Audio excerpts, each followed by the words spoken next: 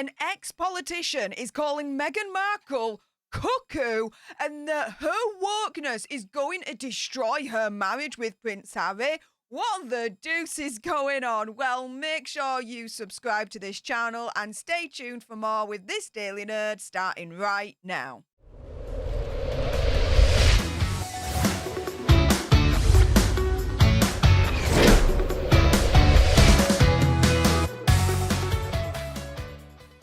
Hey up everyone, it's me, Stef The Alter Nerd, your nerdy alternative, and welcome to another dose of the Daily Nerd, where I break down the news and pop culture stories of the day that's pretty much got me eye. And oh my goodness, before I jump into this video's topic, there is a little bit of housekeeping. Firstly, YouTube human reviewer, I see you lurking. I'm not going to say any trigger words or anything that's going to offend your ear holes. And to everyone else awesome enough to have clicked on this video, hey up, how you all doing? Afterwards, do send me a super thanks. It's just below this video right here. Let's have a conversation about this because it does guarantee a response from me.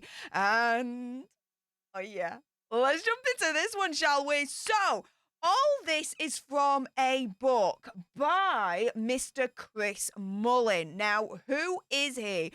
He is an ex-politician, used to represent Labour for Sunderland South, which is Yorkshire represent, woo woo! But he left back on the 6th of May 2010. He has recently released this book, Didn't You Used to Be?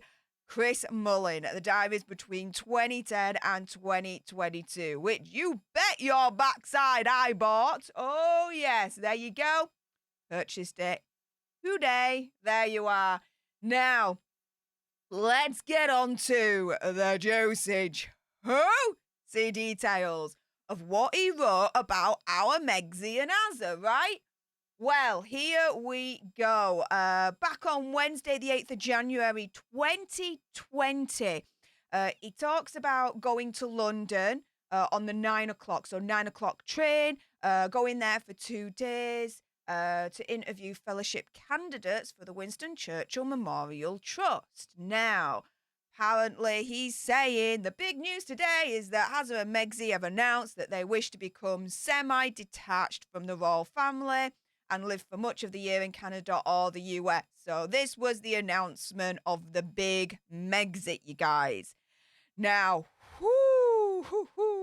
despite their apparently golden lives, they appear to regard themselves as victims. Oh my goodness, like, this ex-politician got it right at the beginning, guys. Like, he saw through Megsy and Azza with what they were doing. He says, Harry, who had already made something of his life before he met Meghan, has always been vulnerable because of what happened to his mother.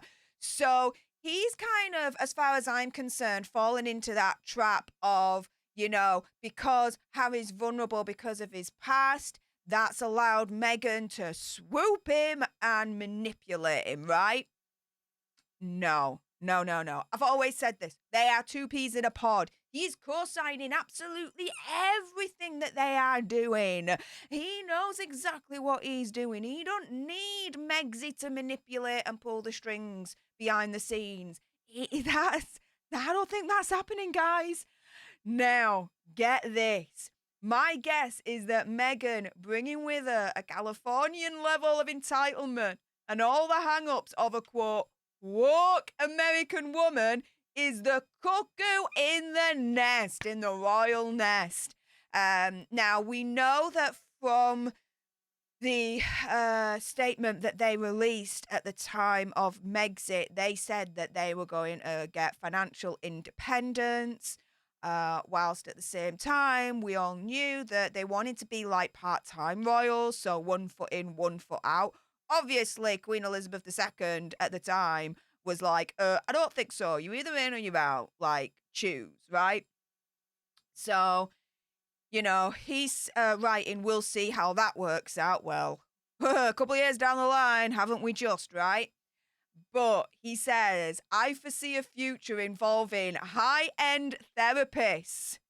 Dr. Gabor Matey, anyone? Oh my goodness. It's like this dude is like looking into a crystal ball, right? And soul-bearing memoirs. I mean, come on! He wrote this back in January 2020. How would he have known about wah, or otherwise known as spare? Do you know what I mean? And the upcoming rumoured, but we know it's happening, Megsy memoir, right? Possibly ending in estrangement and loneliness. Like, again, he's looking into this crystal ball. He's been able to predict things as they've literally panned out over the last couple of years. Because are Harry and Meghan estranged from the royal family? Hell yes. Has that put them into an area of loneliness? Oh, you bet you. Backside it's done that. So, wait, there's more. Oh, yes. This ex-politician then writes on Monday, the 8th of March, 2020, Meghan Markle and Prince Harry have been parading their victimhood in a much-trailed interview with the US celebrity talk show host Oprah Winfrey. So he's talking about the Oprah Winfrey interview here. He is blaming Meghan being the main player in this and Harry playing second fiddle. Again, I think he's co-signing everything. She does not have to pull the strings on this one. But he writes, she played all the cards, woman, race, mental health. Woo, woo, woo. She played all the cards. Woman, race, mental health. Damn, right? He saw through this. How long, I wonder, before the marriage ends in tears and Harry comes limping home. Ooh, ooh, ooh, yeah. I think it'll be a fair few years yet until they divorce. And opinion, conspiracy theory, whatever, I think it's going to be Meghan that's going to push the button on that one, not Harry. Not Harry at all, guys. But wait. Oh, he wrote more. He wrote more. So Tuesday, the 9th of March. So this is where he's writing about the part of the interview where Meghan Markle accuses the royal family of being racist. Oh, sorry. Consciously biased. Ooh, right?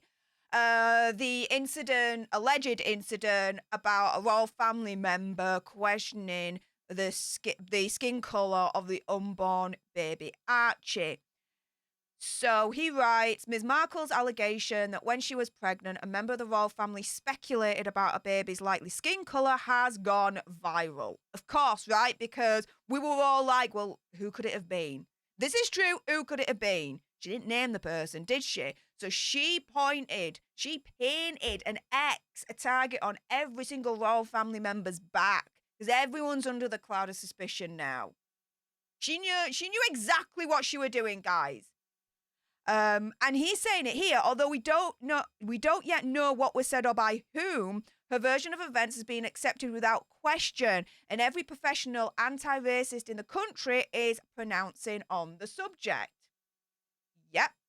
Even if true, depending on the context, there is another possibility. Okay, so he explains here that he is married to a Vietnamese woman, and over the years, people have commented without being like offensive, nasty, or all like that, that they can see, the Vietnamese in Sarah. The palace has issued a conciliatory little statement in response to Meghan's claims, saying simply that while recollections may vary, they'll address the issue within the family, of which it adds Harry and Meghan remain much loved members. Oh yeah. I don't think they remain much loved members now, guys. And anything that's treated privately with Megsy and Azza, I won't trust speaking with them privately, especially after everything that they've put out there in the public domain of what they allege. Private conversations, private situations. Like, come on. Friday, the 12th of March, he then writes, this public space is getting narrower for us men of a certain age. Self-styled anti-racists are being given airtime to argue that no white person is entitled to express skepticism about Meghan Markle's version of events because ours is not her, quote, lived experience. And we've always been saying this, right? That whenever you criticize or whenever you question Meghan Markle, oh, no, no, no, no, no, you're not allowed to do that. No, instead, you're called racist, misogynistic, and every other name that they can think of under the sun. Why? To silence you. To silence you. That's why. And this ex-politician, Mr. Chris Mullen, got it. Straight away, got it. He refers to a situation where a person called Aaron had tweeted, quote, "You're all middle-aged white men whose ideas of mental health and race are too out of date to have a place in the normal. Your privilege creates you a safe space for cultivating bigotry." To which Colin Brazier, who had resigned from Sky News alongside Piers Morgan, replied, quote, "Hi, Aaron. I'm a single parent of 6 young kids, have been since my wife died a couple of years ago. That's my, quote, lived experience. Tell me about yours." And this is the thing, right? Whenever you actually have a legitimate argument to send back to those that are trying to silence you on this issue, and you try and criticize or you question Megsy, right? It's like talking to a brick wall. And sometimes, guys, if I'm really going to keep it 100 and honest, sometimes you just can't reason with madness or stupidity. But oh my goodness, did this ex-politician, Chris Mullins, go in on Meghan Markle and Prince Harry in his newest book. If you want to catch it, it is out now. It's on Kindle and hardcover. It's called Didn't You Used to Be Chris Mullen? Diaries Between 2010 and 2022. I got mine. Definitely enjoying it so far. Big, massive thumbs up from me. If you appreciated this video and you want more, believe me, there's gonna be more, guys. Do make sure you click on that subscribe button. Help us get to 100k so we can get that silver play button right there. Like, share, comment down below your opinion, conspiracy theory, whatever on this one. Also, as well, do send me a super thanks. It's just below this video right here. Let's have a conversation about this because it does guarantee a response from me. And until the next time, you guys, laters.